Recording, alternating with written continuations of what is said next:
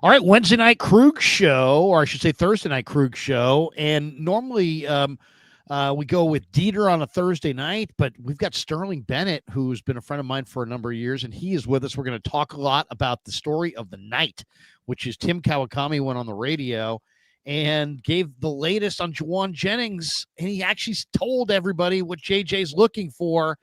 JJ, according to Tim, wants a lot of cash. Do you want to give it to JJ? It's a pay JJ or trade JJ Thursday night.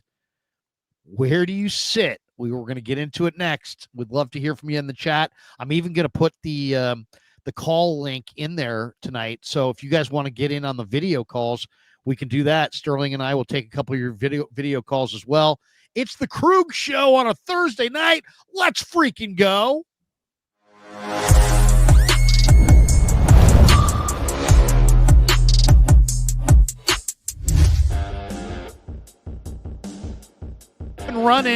Off and running on the Krug show. We're brought to you by Pig and a Pickle. The best barbecue in all of Northern California is Pig and a Pickle. They're the best. Check them out. They're in Emeryville. They're in Corte Madera. They're open 7 days a week from 11 a.m. till 8 p.m. or until they run out. And they do run out. Go say hi to Damon. Go say hi to Mary. Get some brisket chili. It's a fantastic restaurant. You know, you don't have a good restaurant these days unless you really, really work at it. And I always felt like, you know, a great restaurant is like a great radio show or a great YouTube show.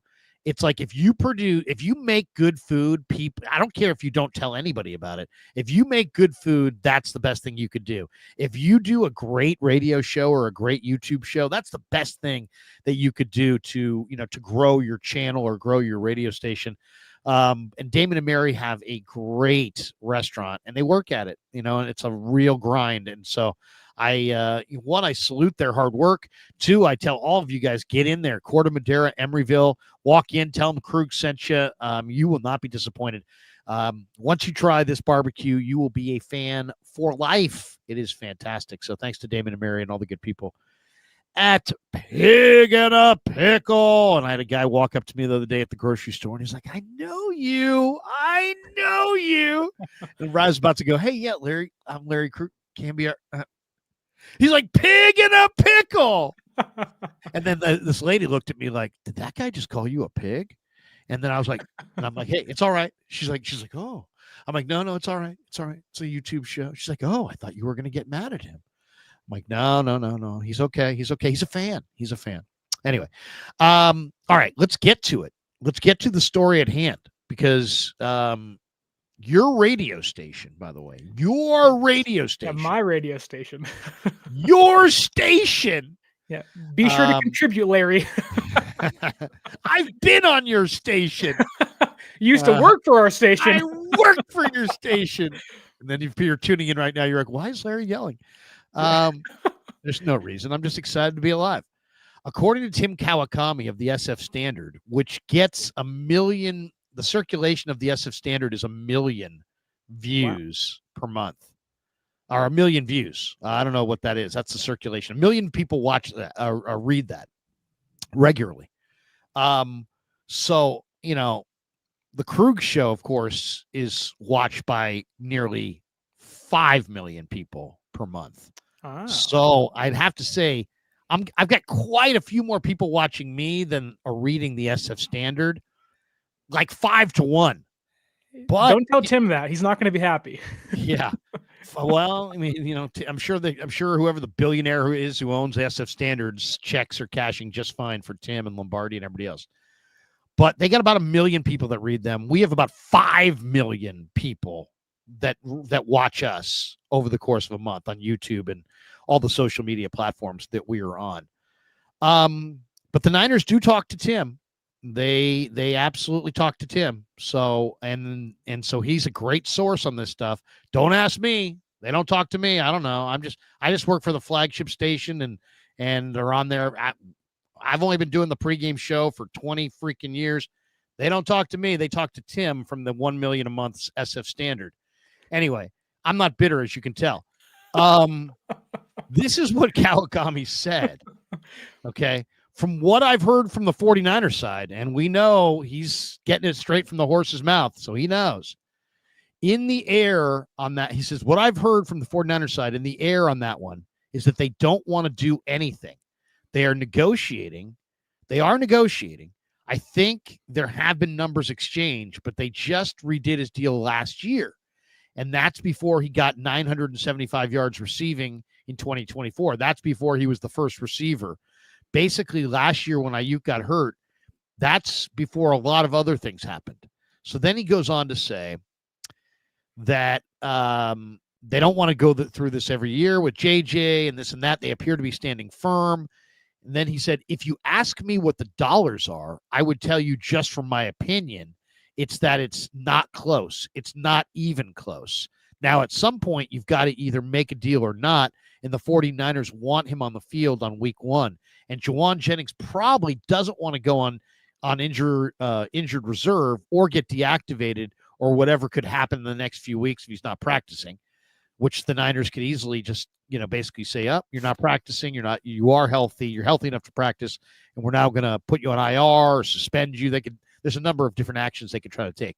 He says, but everything I've heard is that he wants a lot and that the 49ers are offering very little.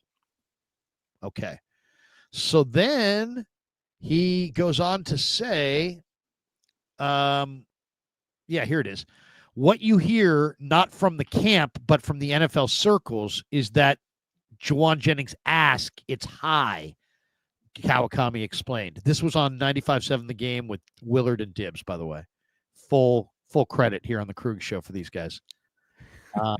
I love Dillard and Wibbs. Are you kidding me? I'm a regular listener to Dillard and Wibbs.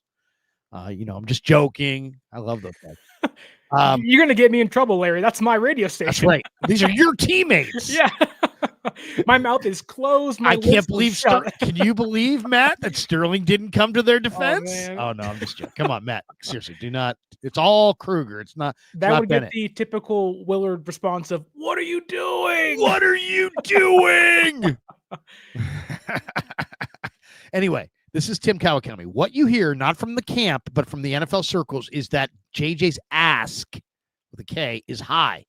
It's about $20 million annually is what I've heard, and maybe a lot above 20 a year to put him in the top 20 or so of receivers in that realm.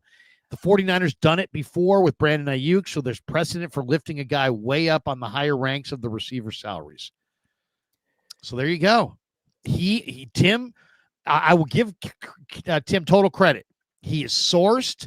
They are talking to him. Whether you want to say they're leaking through him or not, that's another way to go. But you know what? They are talking to him. There's no question about it. It's Kyle, it's John, it's Tim. This is a credible, absolutely credible source, and we can take this as fact. What do you think? $20 million a year plus for Jauan Jennings. What do you do if you're the 49ers? You have a receiver that you desperately need. You have a receiver who's one of the leaders in your locker room. You have a receiver who stepped up in the Super Bowl when your other high-priced receivers didn't. Yeah. And yet, if you believe Tim's reporting, and we do, the Niners have stated, hey, the timing's all wrong on this. All wrong. It's not the right time. And they don't want to do anything. And Tim's earlier reporting has stated that the Niners don't want to do anything.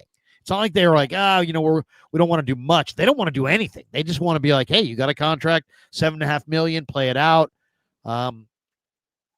What do you think, Sterling? Where does this go? We got a line, and the audience in the chat, and I'll put as Sterling prepares his thoughts here, I will put the link in the description. So if you guys want to connect here via the phone, via the video chat, I believe we can do that as well.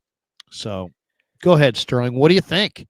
I mean, this is dramatic news. We knew that he wanted more, but more could be, hey, I'm making 7.5 and I'd like, how about 2 years, 10 million, something like that each. You get 20 million for 2 years, maybe you tack it on. But if he wants $20 million a year, is there a solution here? Yeah, it sounded like I think Tim also said he wanted to be a top 20 paid wide receiver in football, which I don't care how you look at it. Jauan Jennings is nowhere near a top 20 wide receiver in the NFL. Um, you can even argue that Brandon Ayuk, when healthy, who is a really good wide receiver, maybe is towards the bottom end of the top 20, and they're giving him 30. So the idea that San Francisco, at any means, was going to pay Jauan Jennings 20 plus $20 million a year is asinine. It's never going to happen. It's not going to happen.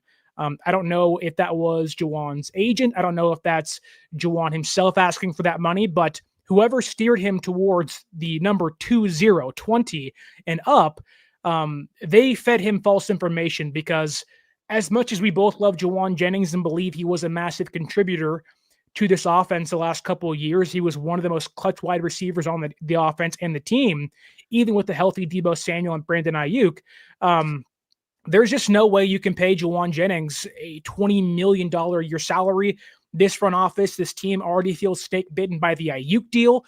And for Jauan to ask for that money 1 year after the disaster of that Ayuk contract, the timing is wrong. The timing is off. They gutted a lot of their defense to kind of shave some money off the books to hope to pay Brock and Warner and Kittle and be able to face the brunt of Trent Williams' new contract and the rest of Christian McCaffrey's deal to lessen the blow of those contracts. And so for Jauan to want that, the timing is off. But also from a physical tool standpoint, you just don't pay receivers like Jauan Jennings $20 million a year.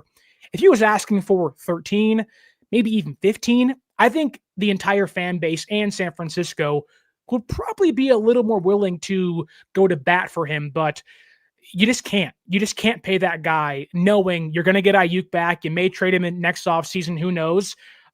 Now with Micah Parsons being traded, maybe Nick Bosa wants a new contract to kind of match that.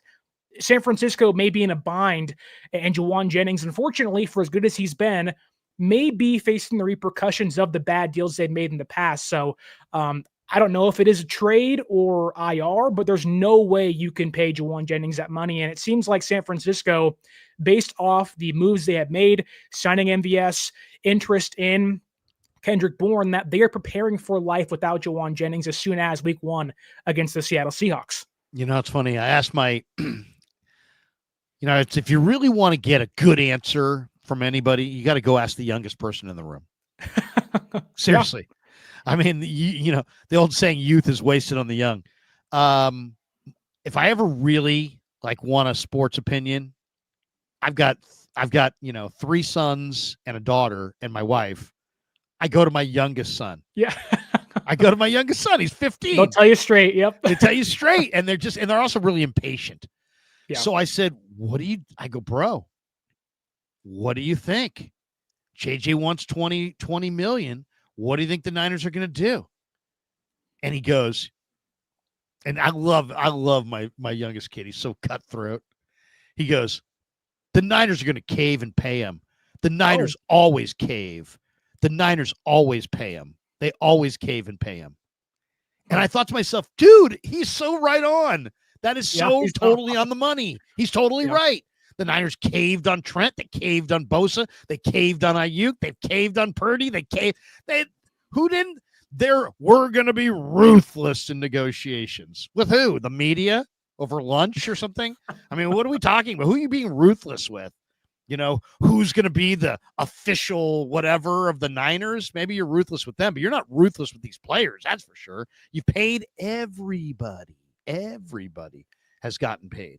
So my kid's like, yeah, they're going to pay him, man. They're going to cave. The Niners always cave. What do you think? Do you think they're going to cave? I don't think they can. I don't think they really caved on Brock Purdy. I think they found a nice middle ground, albeit you're paying a quarterback $53 million-ish a year. I don't know if that's caving, but Trent Williams is a heck of a lot more important to this team than Jauan Jennings is. He's now blocking your franchise quarterback's backside, hopefully for the next handful of seasons. We shall see if he can hold up. And I think Jauan, for as good as he has been, we shouldn't forget, a former 7th round draft pick. You can find more Jauan Jennings out there. Now, again, you love Jauan, the energy he brings, the locker room impact, but I just think that we are asking, or Jauan is asking to get $20+ million a year, not realizing that to 30 other teams, he is replaceable on all of them. And I love Jauan. Great hands, super clutch. Third and Jauan for a reason, right? But we had a comment on my YouTube channel today. They said third and Jagon. He's not coming back. Like, you just can't pay him that money. And I think, and maybe I can ask you this, Larry, the feeling I got hearing John Lynch yesterday, it just seemed like they didn't want to deal with it. They didn't want to talk about it. And that, yes, while they have caved on certain deals in the past, that this one is different, and that the mandate handed down by Jed and Prague maybe has been like, you really got to pick and choose who you pay, and you already paid Brock, Warner, and Kittle. You don't get to pay a fourth guy this season. You think Jed has said that there'll be no more big money expenditures? It's possible. Is that what you're thinking? You're thinking the ownership is pushing back on the purse strings a little bit? I mean, they sat out undrafted free agency for the most part. They were 26 in UDFA signings, which made no sense considering how many holes they had and how many needs they are trying to fill, especially on the defensive side. You would have thought, hey, that is one of the best places to spend money, right? Because you're not spending a lot of money. You might spend $1 million or $2 million, $4 million overall, but you might be able to get, Willie Lampkin. Oh, you don't want, whatever. I'm bitter about that one because he went to the Eagles. But we'll see. Let's do this. Pay Jauan, trade Jauan. Sterling's hanging, and we got him here, and we're going to talk more about it. But we want to work in some calls. So let's go to Chris. Chris is in the green room. Chris just right before the show shaved to get ready for the show, and this is what's left. Thanks for cleaning that up, because for people who don't know, that thing was like 4 times as long before the show. But we have rules. YouTube has their rules, so we told him clean it up a little bit. And this is what we got. Chris, I like it. I mean, it's close cropped. It looks good. Of course, we're joking. Chris, where are you calling from? Fort Worth, Texas. Nice. Are you a Cowboy fan, distraught about Micah Parsons, or are you a Niner fan that just is in enemy territory? The latter. I'm just enjoying watching all the fallout from it. So what do you think of JJ? Would you rather pay Jauan, trade Jauan? I mean, there's really 3 options that I can think of. You pay him, you trade him, or you ignore him and you hope that he comes back, and that when he does, he's not in a bad mood and flies right and is a good teammate. Those are really the options. Which one you want to take? I would say be nice if the third option could work, but 20 million a year is way no. What's your limit? Where would you draw the line there? Because I mean, I think we are all in agreement. 20 million is just, in fact, before you go any further, let me just show you guys the neighborhood, because I think everybody needs to know what these neighborhoods look like. This is the neighborhood, and this is my son's Twitter. He put this out the other day. I'll share the screen here. This is Jauan Jennings is the 45th highest paid receiver. He makes $5.95 million. He's in a neighborhood that has these guys: Kendrick Bourne, Brandon Cooks, Rome Odunze, Drake London. If the Niners were to extend him at $22 million per year, which sounds almost exactly what he wants, he'd be in this neighborhood with Terry McLaurin, Devontae Adams, Chris Godwin, and Stephon Diggs. And I would just, to me, without even knowing the cap and all this stuff, just show people those 5 receivers, 2 lists of 5 receivers each, and ask them, do you think Jauan belongs more with the top group or the second group? And I think if you're being honest, I think Drake London's better than him. I think Rome Odunze is probably better than him. And they're getting paid less than him. And these other guys, McLaurin, Devontae, Godwin, and Diggs, come on, man. He's not in that category. Can we all admit that? Yes. Yeah, no way. We should also clarify that Terry McLaurin just got paid and Drake London's on a rookie contract, so it kind of muddies things up. But I think you're right that Jauan is probably just below 20, around 16 to me is the highest I would go.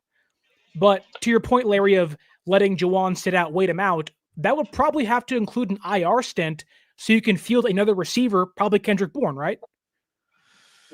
I guess. I mean, I don't know how Chris feels about that either, but I mean, personally, I think I would love that. Kendrick Bourne is put a fork in him. He's freaking done. I mean, I've watched him his whole career. He had just enough speed to get it done early. He's tore the ACL in 2023. I don't think he was anywhere close last year to the player he was prior. So I would steer clear of that. He's working out here, or he's coming in Monday, but he's also got a deal scheduled with the Commanders for Tuesday. So I think the Niners have some interest. I think he obviously has interest. We'll see if they're interested after Monday. It's the same as these other pickups of MVS and Sky Moore. I'm kind of like, yawn. Kendrick Bourne, I forget he's even in the league. What has he done while he's been in New England? What? I mean, think about it this way. Last I checked, New England's receivers were bad, and they just cut him loose. Now, he asked to get cut loose, but, they had one of the worst receiving cores in football. Now, they added some guys in the offseason. They're trying to go a little younger. They've got Pop Douglas. They drafted some guys. The Wazoo kid's pretty good. They got Efton Chisholm III, who's been a nice surprise this summer. So I understand why New England's moving on. It's not necessarily a total indictment that Bourne can't play at all, but he can't play at all.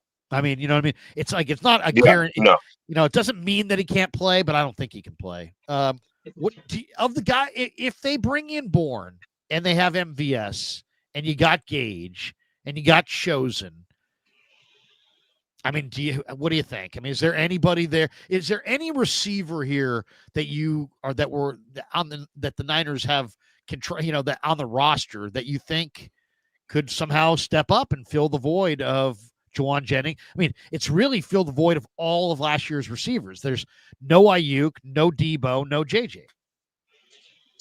Well, the one thing about MVS is that I looked at his career stats, and he's had a lot of starting experience in the NFL, even though his stats have been pretty.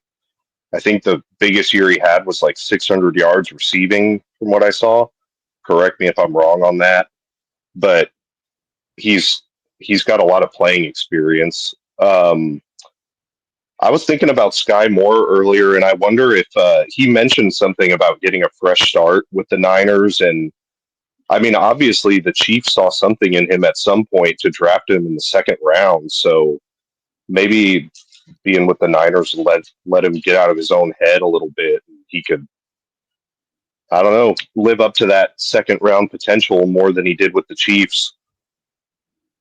Wow. I mean, I hear what you're saying, but I mean, there's a word for Sky Moore, and the word's bust. Yeah, he's been a bust, and he's a small guy with big hands. I do think he might have a better run here. It looks like he looked like he was going to have a nice little year with Kansas City when he ran that back against, was it Seattle in the second preseason game, 88-yard return.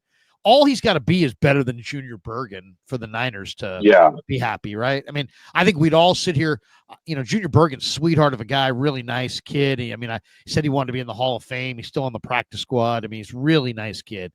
But I mean, there's nothing special about his traits. He's not fast. He's not big. He doesn't break tackles. He's not a kick returner. He's not a receiver. He's only a punt returner. I didn't like that pick at all, and now did they sign him back to the practice squad, or he's for the moment. But I mean, I would say 3 weeks from now we'll see if he's still there. I think once everybody starts looking around at what's out there, I think the Niners the odds that they'll find a receiver that has more upside potential than him are pretty great, I would say. For sure. And that preseason game where Sky Moore had the big return, did he also not muff 2 punts or something like that in that game? Well, he muffed. No, it was not that game. He had the nice return where he just had a little jump cut to the left, and then the entire left side was open, and he just took it. It wasn't like he, went all through traffic or anything. But then that wasn't the same game. The last game against the Chargers, he muffed one in the fourth quarter. And I thought for sure they were going to cut him.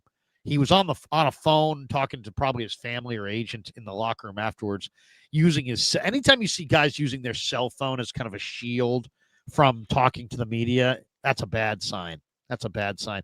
And he kind of did that. But he's young, and it was dramatic. I'm sure it was emotional for him. I'm sure he was. I bet you right there. I know, we'll see where his career goes. But I bet you if we ever got a chance to interview him and he was being totally honest, he would tell us that night with all of us in there and after the muffed punt that he probably felt like he was in a frying pan. You know what I mean? As we're all in there he doesn't know what we're going to ask. And, he knows the cut down's coming. It's looming. He muffed a punt. I mean, come on. I mean, I'm sure he was panicked, somewhat, but he's on the practice squad. We'll see if he can catch his breath. But I do think Sky Moore is a better alternative than him, but he's not a receiver. I don't think Sky Moore can beat the jam. I don't. Sterling, what have you seen from Sky Moore in Kansas City? He's a 5'10" receiver with big hands who was a great player at Western Michigan, Kalamazoo, Michigan. He was great, 3-year starter, very productive, but he hasn't had any success in the NFL, like hardly anything. I think he's got like 1 or 2 touchdowns his entire career. What have you seen with Sky Moore? Why has he struggled? Well, he feels more like a gadget player, and the Chiefs, had Mecole Hardman for a couple of years, so he really didn't have a spot in the roster in the offense. Now in San Francisco, though, I don't really view Sky Moore as someone that is going to be on the roster the entire season, or at least doesn't have a high chance of doing so. Once you get Ayuk back and Robinson's back and maybe Jauan suits up for you, whatever week that may be, Sky Moore's spot certainly becomes open. And I think that he was only brought in, at least in my opinion, to replace Jacob Cowing while he's injured. And if Cowing does come back, Sky Moore becomes receiver 7, 6, 8. Like, they don't carry those many guys on the active roster. So he feels more like the gadget guy, can do things behind the line of scrimmage, the end arounds, the screens. But I know Shanahan talked about how quickly he's picked things up in the offense, but if you're asking Sky Moore to get open at a consistent rate in the NFL, it's not going to happen. And right now, San Francisco only has one of those guys, and it is Ricky Pearsall, who's coming into his second season. So to ask Sky Moore to do a lot for you is pretty foolish, in my opinion. What do you think of this one? Big Brick 84 says JJ should fire his agent. I mean, he's represented by Rosenhaus, but maybe.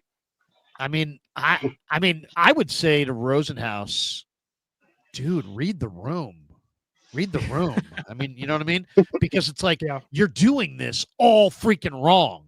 I mean, and you're doing this all freaking wrong, and you have JJ's family's future in the palm of your hands. So I hope JJ is leading his agent through this. So it's not his agent leading JJ through this. I really hope, because then JJ has no one to blame but himself. But I mean, think about this. What he's doing as opposed to what he should be doing. What he should be doing is looking at the situation going, hey, Jauan, look, we want to get paid, and they don't want to pay us right now. So we've got two choices. We could just, make an ass of ourselves this summer and be the gigantic squeaky wheel that needs grease and see if it pays off for us. Or we could just show up, ball out, and get paid in March. And I'm sure the idea is, hey, we'll try this, and if this doesn't work, then we'll do that, right? We'll take our shot at making, getting a contract, and if it doesn't work, we're a free agent in March nonetheless. But I just think he's blowing it. Why? Because the Niners need him right now.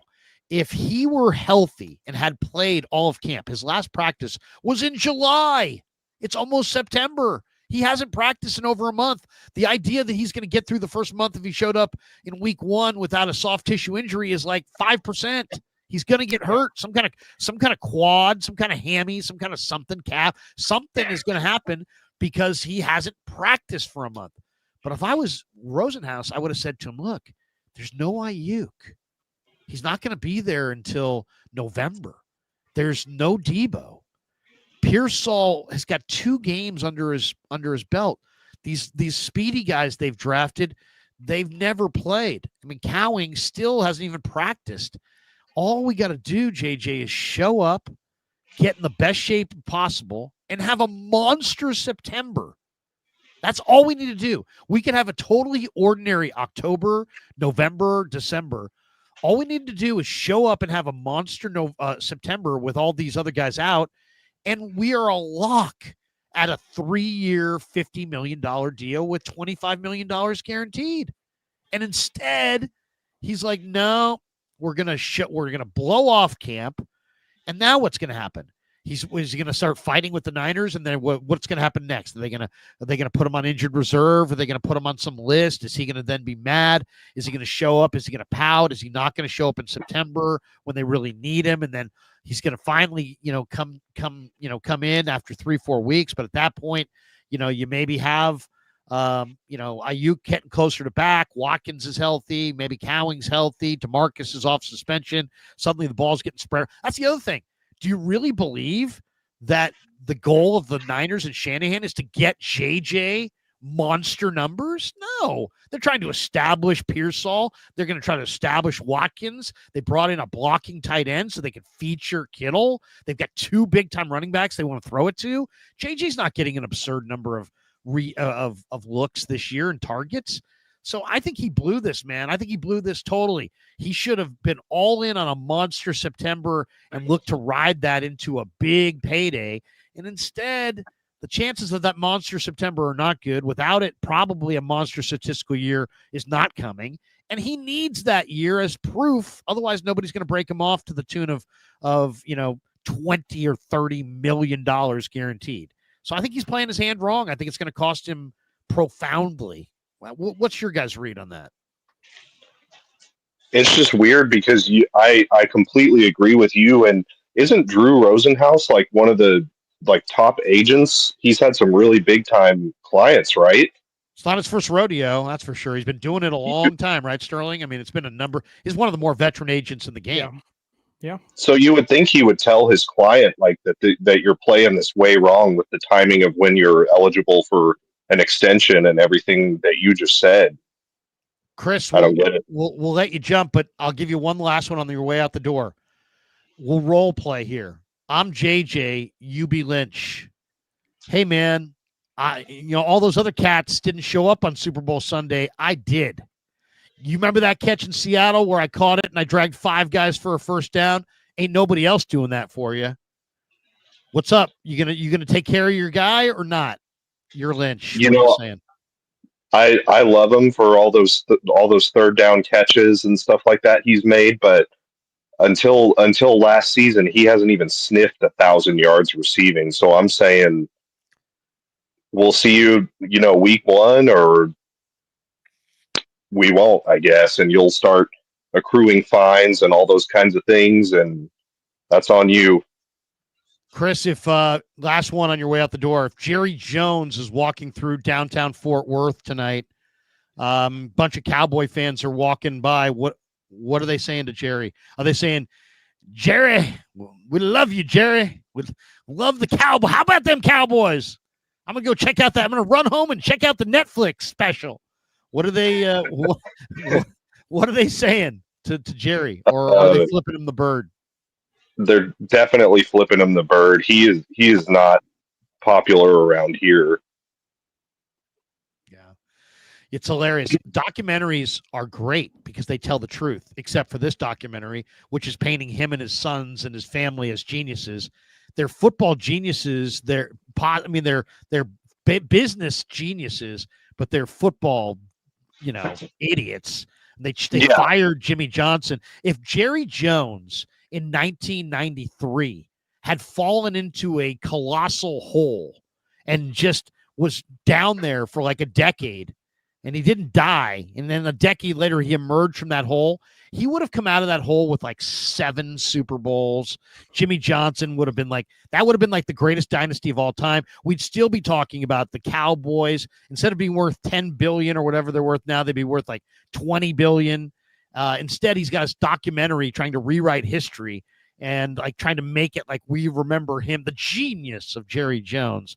You lucked into a coach, you chased him to the curb, and you haven't won since, listening to you and your idiot kid try to draft on draft day. And so what happens? Like all people that don't know football, they hit, they miss. They hit, they miss. They hit, they miss. Well, guess what? You can't run a team that way. Chris, we hit with you, Chris, but we're gonna let you go. Have a great rest of the night. Thanks for jumping on the Krug Show. Yeah, thanks for having me on. I listen all the time. Thanks, man.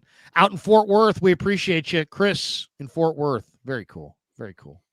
Yeah, that's awesome. I love the video calls.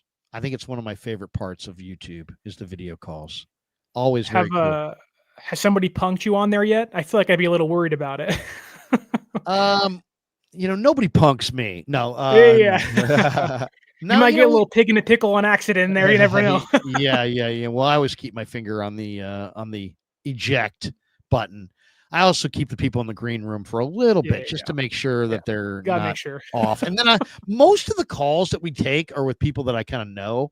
And you know what I mean? So after a while. All right, let's hit some supers here. We have 7 supers, and then I want to get Sterling's thoughts on some non-Ayuk stuff, but we want our non-JJ stuff. Martin Hansen says, hey, there you go. $5. Awesome. No comment, no question, nothing. Just Martin Hansen, everybody. I think Martin asked to comment a little later maybe about Evan Anderson being on the practice squad. And yes, Evan Anderson did go back on the practice squad after clearing waivers today. So, Martin, hopefully that answers your question. Yeah. Joseph Ernberg, who's always negative. I love the negativity of Ernberg. Love it. He says, never thought I'd see Larry and Sterling. What? Oh, it's been a few times. Sterling and I did an amazing draft show, like before the draft. Sterling goes super granular on the draft, and I really appreciate that. So usually I bust you out in March and April for like 4 or 5 streams because you and I can nerd out with like the 6th round and the undrafted, and we go 250 picks deep, and then the UDFAs after that as well. Sterling and I are the guys who are getting mad about UDFAs. Just think of it that way. We got this one from Did Jen. Tyreek Hill is the trade to make by the trade deadline. Do you know what his cap hit is for next year? $56 million. I think that's 20 below Nick Bosa, so close, but not quite there yet. $56 million, and he's not the player that he was. No. Martin Hansen. Here we go. There's the question. Larry, are we going to get Evan Anderson back? I'm finding it hard to stomach. He's gone, and Yatur, we've never ever seen play, is still on the roster. So this pissed me off yesterday too. And you know what? Okay.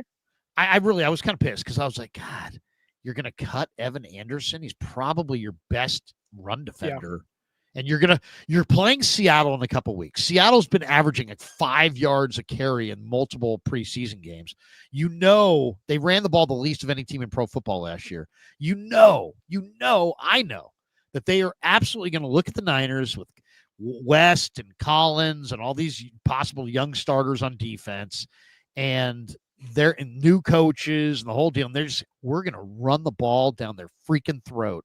And so the Niners have been practicing some 5-man fronts with 3 down linemen and then Bosa and Huff off the edges. And you may see a 5-man front if they start gashing the 49ers run defense. But the Niners did not go heavy, like 5 guys, all about stopping the run early because they didn't think it was a problem. They knew it was a problem. So when they cut this guy, I was like, I really don't like the fact that they cut Evan Anderson. But today, they brought him back to the practice squad, and I don't know how you feel about this, but I looked at the Niners practice squad. I did a tweet on this. Dude, the Niners practice squad, Sterling, looks pretty freaking deep. Listen to this practice squad. These guys are on the practice squad, right? These guys did not make the 53 and are on the practice squad. We're talking practice. We're talking practice. Yeah. Evan Anderson, really good 2-gap defensive tackle. He's not a pass rusher, but he's started for you last year. Yes. Might have been one of your better defensive tackles the second half of the year. Sebastian Valdez, practice squad. Couldn't believe that he didn't get picked up. At the way he rushes the passer from the interior, how much they pay guys in this league who can interior rush. I was very surprised, but he didn't have a great second preseason game. Maybe people saw that. No Niners, by the way, got picked off waivers. That should be a little bit of a rude awakening for those people who are like, we're the best team ever. Really? Not a single one of your cuts got picked up off waivers by somebody else. The two veterans got picked up, Surratt and Wilson Jr., but those were releases, not waiver claims. Yes. Right. And the Surratt one is interesting because I kind of feel like maybe Seattle picked him up as an intel move because he did wear the green dot. He is a pretty smart player. Niners picked up MVS, who's in Seattle, but we know the need is there. I don't know, Seattle picked up a couple NFC West linebackers. A lot of speculation is that maybe they're trying to get some intel. But okay, so Evan you would think having Kubiak as their OC would be enough intel, but maybe I'm wrong. Right? No, totally. And then and realistically, not every position can you grab intel from. Right. I mean, Surratt hasn't even been a Niner that long. Yeah. And you know what month. I mean? MVS hasn't been a Seahawk that long. I mean, the guys, so I mean, these guys barely can tell you where the lunchroom is. Evan Anderson, Sebastian Valdez, these are all in the practice squad. Trevis Gibson, I thought, had a great summer. He looks terrific. He had 7.5 sacks one year with the Bears. He's not old. Drake Nugent had a really good preseason. Robbie Chosen, MVS, Sincere McCormick, was getting some fantasy looks at the end of last year. With the contact Raiders. balance is there. It is there. No question. He's a kind of, what he reminds me of, Sterling? He kind of reminds me of like a very poor man's Frank Gore. 5'8". That's a really poor man's Frank Gore.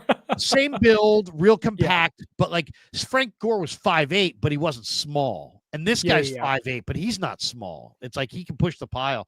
I talked to him today. I'm talking to him. As I'm talking to him, I'm looking at the side of his face, and he's just got a gigantic gouge. And it's just amazing how much violence these guys subject themselves to in just a regular practice. Probably somebody got in there and, gave him a scratch, but it was deep. I mean, it looked like almost borderline needed stitches. That's that's the permanent eye black. Jeez, I mean, Forever. these guys are badasses to some degree. Yeah. But Sincere McCormick, Adrian Martinez, I really like that one. He was the UFL MVP. He looked good in the UFL title game. He's athletic, 4.5 speed. You got Curtis Robinson, Jalen Graham, William Bradley King, and they've got 3 or 4 or 5 other spots to fill. But I mean, Sterling, that's a pretty good group of players that can. I mean, like, I think Jalen Graham could play if you had to have him. I think Curtis Robinson could play. And same thing for Chosen, same thing for Nugent, same thing for Gibson, same thing for Evan Anderson. You know what I mean? So it's I think for the 49ers, yes, they're not as deep as maybe they used to be, but it's a pretty impressive, pretty stacked practice squad that they've got going right now. Yeah, I was pretty happy who they brought back in the practice squad, guys that started for them last year, Evan Anderson being one of them. I think that Curtis Robinson, had he not got hurt, would have probably been a starter for them at a certain point during the year, and maybe had let San Francisco avoid the Devondre Campbell disaster that happened last year.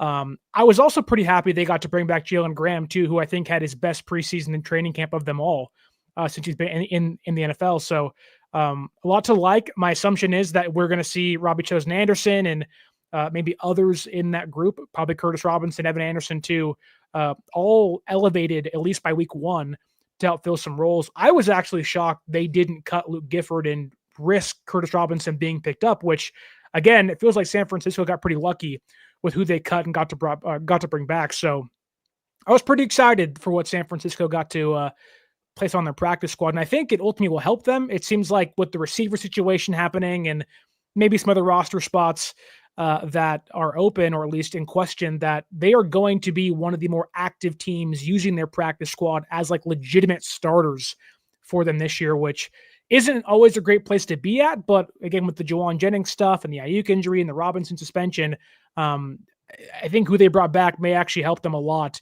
in the first month or so of the NFL season. Ed Corey drops $1.99 on us. Thank you, Ed. Zachary Kelway in the house, and he says 16 million tops, trade for a wide receiver at the deadline. I mean, I was hoping the Niners would trade for Romeo Doubs, but then, they wound up. Concussions are a problem, though.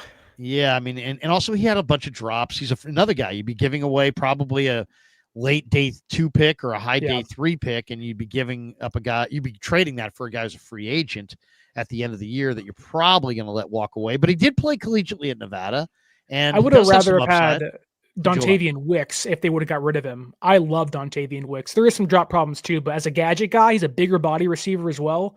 I think Kyle would have some real fun with him, but LaFleur is not going to let him go. No way.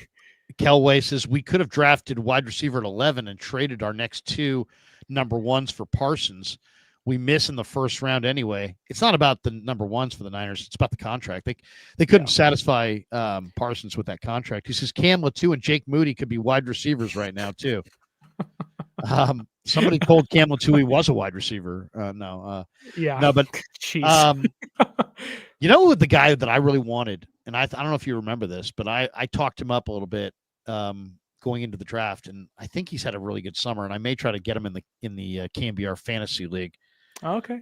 Luther Beast of Burden. Okay. What do you think of Luther Burden from Missouri, from Chicago? I wasn't down on him coming into the draft. I am not shocked he fell out of the first round, though. You could tell his stock was falling. I don't think he has the traits of a number 1 wide receiver, but I think he's in a perfect offense for him. I think he fills the Amon-Ra St. Brown role for Chicago. But right now, they have so many injuries to their running back room that DJ Moore is taking snaps at running back during training camp and practice. So they're changing a lot in the offense, but the Bears should be in good hands as long as Caleb Williams can live up to somewhat of the hype he had coming out of USC. I don't think he's going to be completely honest. I kind of like Badgent to eventually take that job from him. I don't know if you've watched Badgent this summer, but Badgent has looked really good. Really good. And they signed him to an extension for a reason. So yeah, I like Badgent. I don't know. We'll see. Fish and Chips is Sterling upgrades the Krug show, period. All right. I like that. Well, thank you. Gabriel says snatch Nick Nash from Atlanta's practice squad. Yeah. You want to put him on your active roster. I mean, what do you think of the idea of that? I like that idea. To me, I understand that you need guys who can perform right away, but the bottom line is every year in fantasy, just fantasy football, let's just say, there are going to be rookies that come out of nowhere and play really well. Yeah. And a lot of times, if you get those rookies on your team, you're going to have a pretty good year. But it's hard to predict, right? Because you could also get rookies, even highly rated rookies, that just don't do anything or just don't do much or play 4 or 5 games or something like that. So I don't know. I mean, I just feel like, the 49ers, I wanted to see the 49ers go after like Elijah Badger from Florida or Mario Williams from the Rams or, one of these rookie receivers that had some upside that they really maybe liked in the draft process. But instead they're going Russell Gage, Robbie Chosen, Kendrick Bourne, guys who have torn ACLs, guys who have a past. And the fans will go, oh, I know that name. If you sign Elijah Badger, people go, who? Who'd you sign? I have no idea who that is. But you know what? Elijah Badger's got a way bigger future than Kendrick Bourne. But it's a matter of, do you want to coach him up? Do you think the reason for that, though, the reason why San Francisco may be hesitant to bring in rookies or second-year players, albeit Sky Moore is still young, is because they know who they're getting back, let's say after week 3 or week 4. Like when Robinson comes back, who slides down? When Ayuk comes back, if he's even healthy, who knows who slides down? Where you don't mind moving guys like Gage and Chosen Anderson and MVS, on and off the practice squad throughout the entire year. That to me feels more like what San Francisco is thinking of. Well, we can't go and claim these guys or sign these guys who may have higher ceilings but want bigger money or higher opportunity because we have guys ahead of them coming back that we believe in more. And like take Jacob Cowing, for example. My stock on him is pretty low right now, but they seem to value him a lot. I don't know why they do so. I get the skill sets there, but he has shown me nothing in a year and a half. He's been hurt the entire time he's been in San Francisco practically. But they are holding out hope he comes back at some point during the year to kind of be a part of the offense, which I don't really believe that's going to happen. And if he's healthy, even then, I don't think he's going to be a major part of the offense. So it does feel like San Francisco is banking on the name value of the guys rather than some of the ceiling of the guys in the room. What it seems like to me is that the 49ers are trying to justify their draft selections. They don't want to get rid of Jake Moody. They don't want to, say goodbye to this guy or that guy. They drafted him. They're invested. There's an investment there. And I think they're protecting their investment. And it's probably because there's somebody. I mean, I think it's pretty obvious at this point. Jake Moody is about more than Jake Moody, right? Yeah. It's about more than that. It's either about control over personnel, or it's about somebody's voice in the room over somebody else's voice in the room. There's more on the line here than just the kicker. Come on, you've given this guy more chances than you gave Trey Lance. Right. And that was going to be my next point of why did they seem not quick to? They gave Trey a couple years, but they had no problem moving off of Trey. Granted, it's because they had Brock Purdy in the room and they felt comfortable moving off of him. But they were moving off of him anyway. That's why they brought back Jimmy. Jimmy was a hedge against Trey. The re-signing of Jimmy. And so, when you feel that way so early about a quarterback you traded 3 first-round draft picks for, and a third-round pick, mind you, why do you think there is maybe a little more stubbornness with Jake Moody compared to Trey Lance, which you'd feel like what they gave up for Lance would have made them 10 times more stubborn to make that work and kind of jam that square into a block hole trying to figure things out, where Jake, it's we all see he's not good. Everyone can see he's not good. And the mentality of, well, he has to cost us a couple of games, then we'll cut him. Well, we don't know a 10-win team max this year. You can't afford to lose a couple games, then cut Jake Moody. Cut him now and go get Greg Joseph or somebody else. Eddie Piñeiro's out there for all I care. Yeah. I mean, you bring up a great question, and it might be as simple as, is it possible that Trey Lance was put upon Kyle Shanahan? Kyle knows he's the guy, right? Everybody knows he's the guy. He's the highest paid guy. He's the head coach. He hired the GM. He's the guy. So the last thing that a guy who is the guy wants is it's possible that Jed or some ownership person said, we don't want to take Mac Jones. Let's take one of these athletic younger guys. Funny how that works, right? Let's take a more athletic guy than Mac Jones. We don't want to take this guy. Remember right before that draft, there was a picture of Jones with his boiler. That? Every time I thought of Jones back then, I thought of that boiler picture. I think he was smoking a cigar. And He was smoking a cigar, and he had a big boiler. And he probably still smokes cigars, and he probably does have a boiler. But guess what? I watched him all summer. He plays on time. Yeah, he does. Plays on time. Fits the offense really well. He fits the offense really well. Watching it, it's there's no doubt in my mind that they should have gone with Mac Jones over Trey Lance. 100%. Because I can see now what Kyle saw. Kyle was just hey, you know what? Jimmy can't read anything. Jimmy's, thick. Jimmy's not the smartest guy. I'll get a guy who can process, knows where to go, plays on time, can read coverage, and is accurate, and that will be enough, and we'll win. And then I think they traded up with the idea of, well, we don't know how it's going to go, but we love Trevor and we love Zach Wilson, and if it doesn't work out, we'll get Mac Jones and we'll be set. We'll get to the third pick, and then all of a sudden it's everybody started wanting Fields, and then everybody started wanting Lance, and I was one of them. I'm right there. I'm guilty of this. I'm guilty. We're kind of hitting the underlying topic of who was a Kyle guy, who was a John guy, and I want to kind of turn things back to Jauan Jennings for a second. Maybe Trey was a Jed guy, or somebody, because Mike, what's the guy's name? Mick, who's the Mick Lombardi. Mike Lombardi.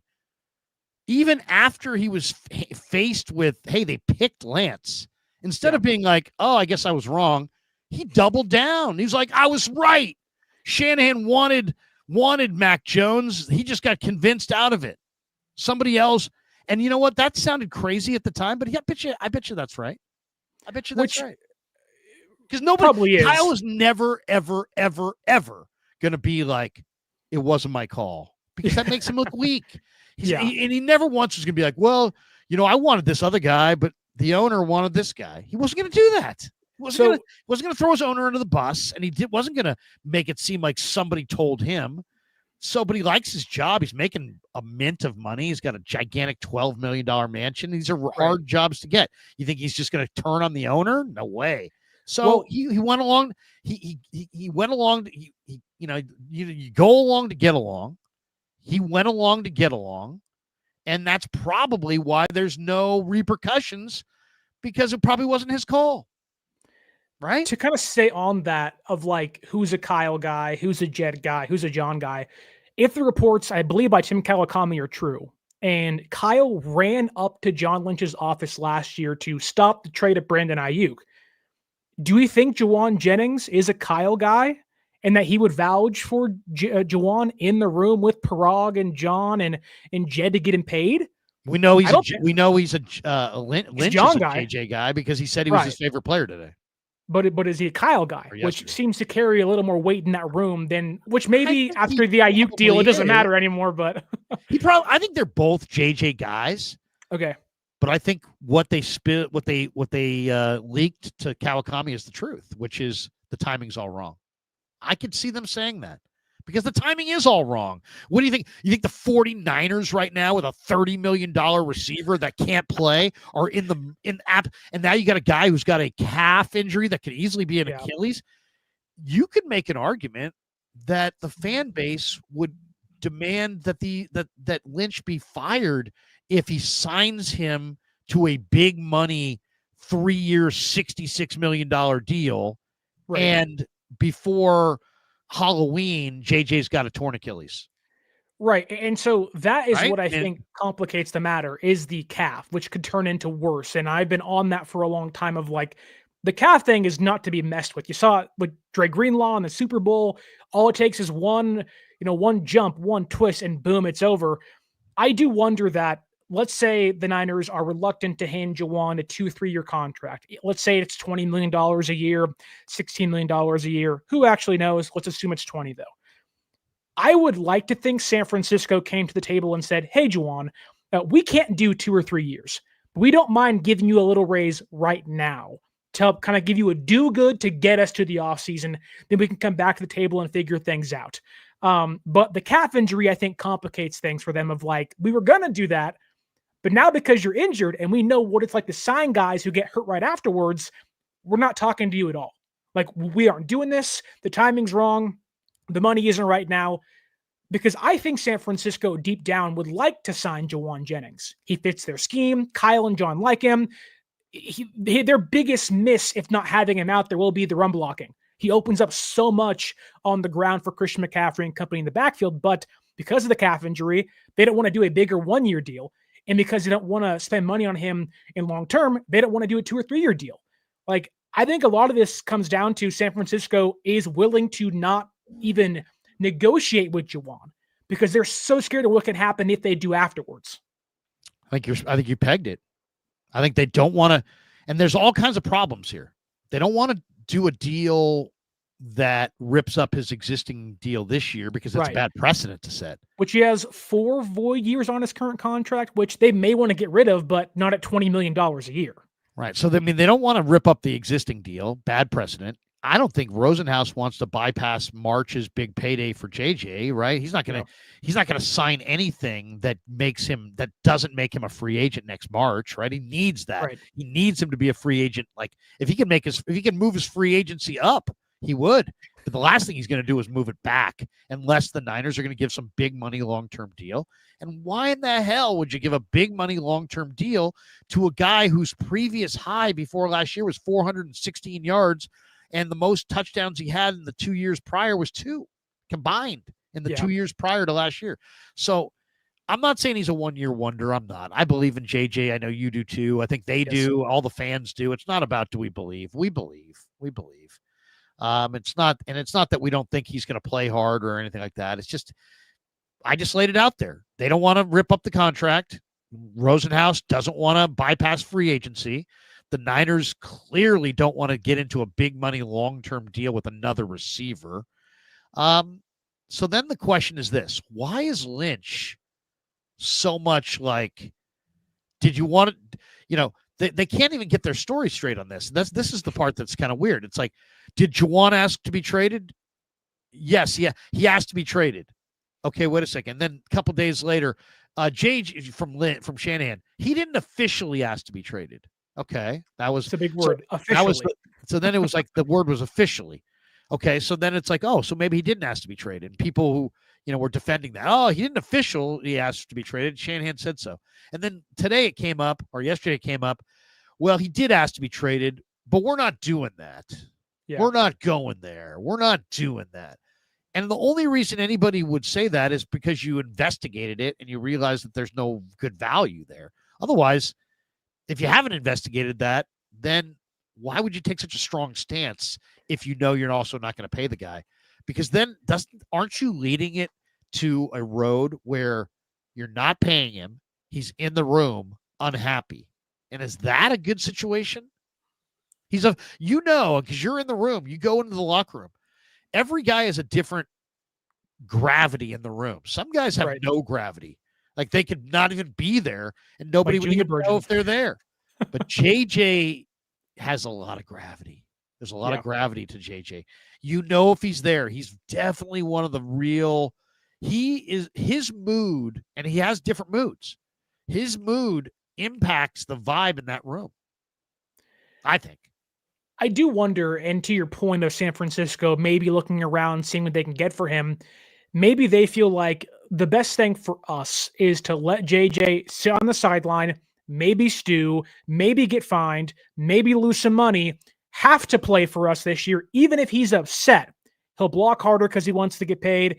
He'll try to catch more because he wants to get paid, which could backfire. He can try too much and get hurt again, whatnot. But they may also realize that if JJ is good for us this year, it gets us to a point where if Ayuk is back healthy, completely healthy next year, if he isn't traded, and Pearsall takes a big step in year 2, you like DeMarcus Robinson next year once he's off the suspension, we don't really need Jauan Jennings after this season.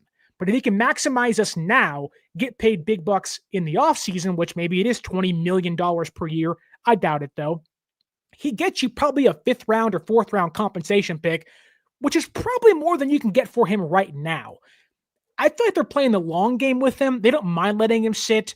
I don't think Jennings is someone that's going to cause an issue with other players. Put him in the suite, put him on IR, and say, when you're ready, come back. Freeze a little bit? Are you? Am I frozen? I've got a frozen Sterling right there. Oh no, I'm frozen. Maybe it's just on my end. Oh, there you go. Now you're back. There you go. Sorry about that.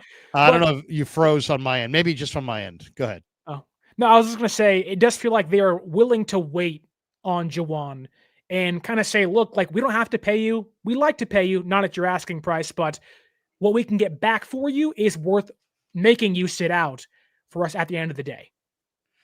Danny Medeiros says, hey, here's a rouge, which in the Canadian Football League is a single. Nice. A 1 point rouge, $1 rouge. Anthony Catania, the owner of Sharp Corner Sports Cards and Collectibles, which is also a sponsor of the Krug Show. They're at 205 Cypress Avenue in Pacific Grove, California, along the Monterey Peninsula. Give Anthony a call. He's at 831-521-5264. Check out Sharp Corners 831 on the gram. He says, great show. I think the league and the national media are highly underestimating the Niners. Let's hit on that for a second. Who is in your mind right now, if I say to you the team to beat in the NFL, and I bring this up because I was looking at some odds. These are FanDuel odds on the Super Bowl. Do you know who the favorite is to win the Super Bowl according to FanDuel at 7-1? Is it not Philadelphia? No, it's Baltimore. Huh. Baltimore is 7-1 favorites. And then Buffalo and Philly are 7.5 to 1 plus 750. Chiefs are 8-1 plus 800. Lions are plus 1,200, 12 to 1, tied with the Packers. Really? The Lions? Yes, the Lions, which I'm really surprised by. Yeah. Rams are 19 to 1. No way. Tied with the Niners. And the Commanders are 20. Who is, if I say to you right now, the team to beat in the NFL, There's a lot of different ways to look at it, right? You could say, hey, the Eagles are the Super Bowl champions, and until somebody knocks them off, you could say, hey, Green Bay just got Parsons. Look at them. You could say, hey, Baltimore, they're the betting favorites. They got Lamar. You could say, hey, the road to all Super Bowls goes through Mahomes and Reed. Heck, you could say it's Josh Allen's time and it's Buffalo's time. You could say the Niners are going to bounce back and Purdy's getting his ring. Who is the team to beat right now? I think it would probably be Philadelphia and maybe Baltimore if you want to pick one in each conference. Kansas City will be good. I don't know if they'll be as good. I don't think Green Bay's run defense got better today because Micah Parsons is there, which isn't why you get him, but I think teams will be able to run against them at a pretty high rate this season unless something changes for them. But I think it's really hard to root against reigning champions and then a two-time MVP in Lamar Jackson, who the only reason why they lose playoff games is because they stop running the football and make dumb mistakes. So if they can clean those things up, they should be okay come the AFC playoffs. Everybody hit like and subscribe, by the way. We're an hour and 5 minutes in. We're only going to go for a little bit longer, but please hit like and subscribe. If you hit like, that just helps the algorithm. More people find us in the whole algorithm. If you hit subscribe, every time we go live, you'll get you hit that notification bell, you'll get a little alert just saying, hey, don't miss. And once the live stream wraps, you can catch the full replay anywhere you get your podcast, Spotify, Apple Podcasts, wherever your favorite platform is. Just search The Krug Show and you will find us. We've got this one from Keith, who's in the house tonight. What's up, Keith? He said, Larry, we met on Facebook Messenger after your interview with Chandler Martin. Great kid. Did he make the Ravens 53? Keep up the awesome work. He did not. He had a great preseason, but he didn't make it, but he's on the practice squad. That was another guy. Really was hoping the Niners would pick a guy like Chandler Martin off of their practice squad and add a sixth linebacker. And I really think Martin's a future starter.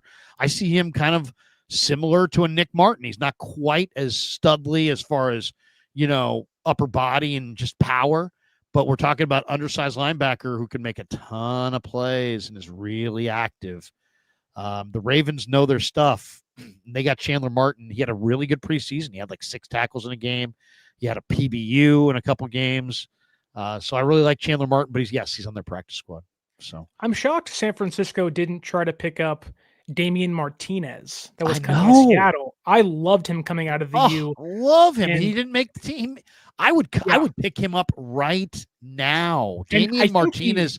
I agree with you, Sterling. Damian Martinez is a blue collar, rugged, hard charging, powerful Miami Hurricane running back who I think he's on Seattle's practice squad right now. Yeah, I would fuck him and put him on the active roster. I'm pretty sure he passed through waivers. Like no one claimed him, and Seattle re-signed him. Shocking. Which to me, I'd rather have Damian Martinez than Sincere McCormick or than Junior Burgeon or Malik Turner. Like give you some youth in that room, which it seems like right now, according to John Lynch, that Jordan James, which I think he would have anyways, is on pace to become the RB2 when Brian Robinson's gone next year, and is probably going to usurp Isaac Guerrero on the depth chart for RB3 as soon as he's healthy again, which I'm pretty sure he's practicing now. So with Guerendo's stock being so low, why not go get Damian Martinez, a young guy in the practice squad, to help give you some more depth in that room behind those guys? Here's the deal. If you pick somebody off somebody else's practice squad, you have to put them on your active roster. So they'd have to put them on their active roster. So it's not about replacing Bergen. He would have to replace. You'd have to come up with an active roster spot, but who cares? I mean, I think Damian Martinez is good enough to give an active roster spot too. A couple more before we jet. James Foster says third and Kendrick Bourne was a thing before third and Jauan. Got to give coach credit for creating mismatches. I bet another player can step up. Yeah, is it Jauan that special, or is he a product of Shanahan's offense? Do we think that the Niners view the receiver that is Jauan Jennings as replaceable with guys like Christian McCaffrey, like Brian Robinson, where you want to have them out there, but they feel like they can survive to get to Demarcus Robinson after week 3? What are you asking? Are they looking for more stopgap than? No. Like, do they think that with the guys on the roster that are in the running back room, can replace the production of Jauan as a wide receiver, and not have to feel the need to go and sign somebody else like Kendrick Bourne or feel the pressure to add another bigger name receiver, if you will, on the roster? Yeah, it's a good question. I don't know the answer to that, but I mean, they definitely Garendo and McCaffrey have the skill set that you would think they absolutely could fill in. But the one thing that's been a little bit surprising to me of this entire Shanahan era since they've gotten McCaffrey is they've hardly ever flex him out. Have you noticed that? He's hardly ever flexed out. Yeah. I don't know why that is. I haven't even asked you yet. What do you think of Brian Robinson? I like Brian Robinson a lot. I think in short yardage stuff, I think he's going to be great. I think the Niners really struggled to capitalize in the red zone last year, short yardage gains. That was a problem. Jordan Mason, for as good as he was not somebody reliable to get you 1-2 yards to continue drives in the red zone.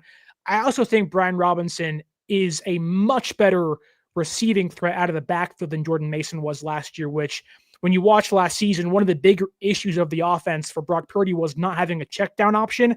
That Rams game at SoFi was just terrible. He did not want to give the football to a check down. I think Robinson can give you a little more there, get Brock some comfortability, but I'm hoping that having Brian Robinson there would give Shanahan maybe a little more time or maybe have Shanahan utilize McCaffrey in the slot out wide, free up things for the offense, and hopefully spread some defenses to give you guys more space to kind of move around and find some open spaces and holes. It's funny because today, PFF had a breakdown saying that they knew what Brock Purdy's kryptonite was. Did you see that? And his kryptonite, according to them, is that he had off bootleg dropbacks last year. He had a PFF grade of 55.5, fifth worst in the NFL. But it's easy to envision what that is. That's no Christian McCaffrey. You have lots of plays in there that are bootleg action, so you could get the ball out to Christian, and then you take Christian out of there, but those plays still stay in your offense.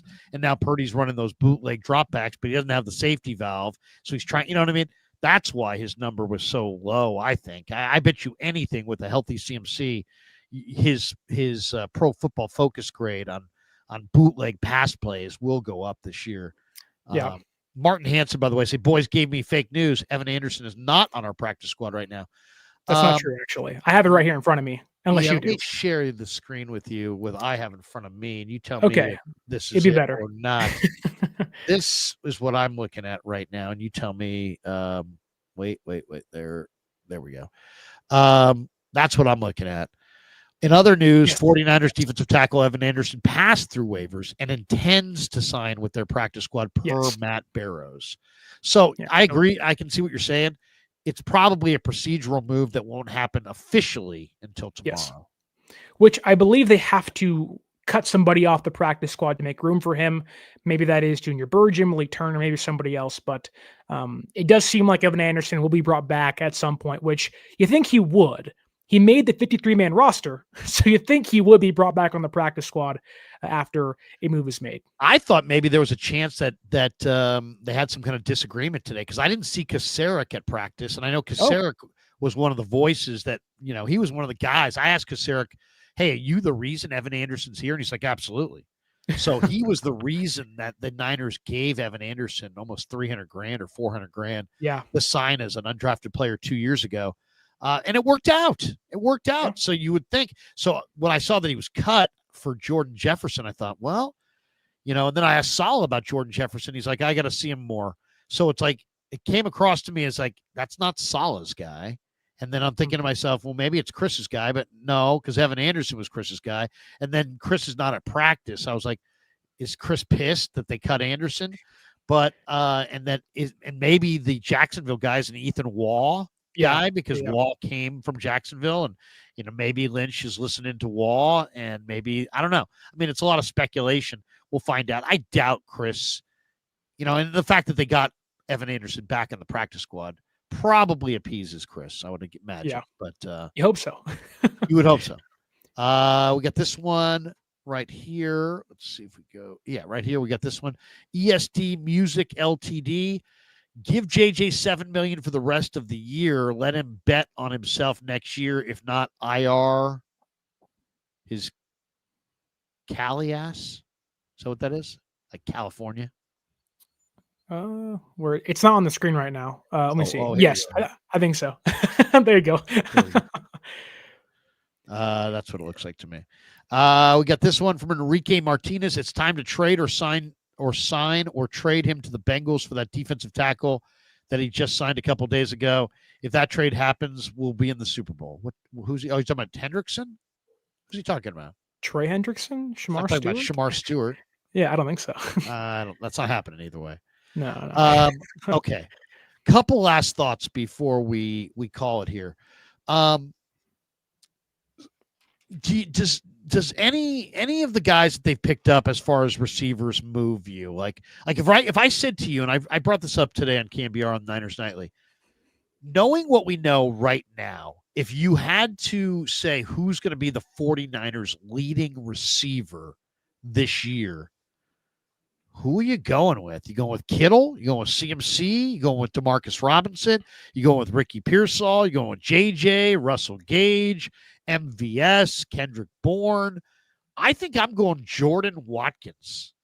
Oh, are you referring to receiving yards or receptions? I'm thinking receiving yards. Okay. Receptions, I'll go with Ricky Pearsall. Yeah, I think I would have to go Kittle in that respect. Jordan Watkins is back at practice, so that's a good sign for his availability week 1. I just know that Kyle is so fickle with young rookie receivers, and timing has been a thing with young receivers. And I know Watkins has shown more in a very short period of time than previous mid-round picks under the Shanahan-Lynch regime. But I think Kittle is the guy. Purdy and Kittle, I think, have, if not the second best tight end quarterback chemistry in football behind maybe Mahomes and Kelsey. I know that, Pearsall is probably going to have the targets to kind of pace Kittle, but Kittle can catch 4 passes and go 75 yards downfield each game if he has to. So I'll go Kittle, but why would you pick Jordan Watkins in this case? I just think that I know Brock Purdy, if there's a guy open short, a guy open intermediate, and a guy open deep, he goes deep.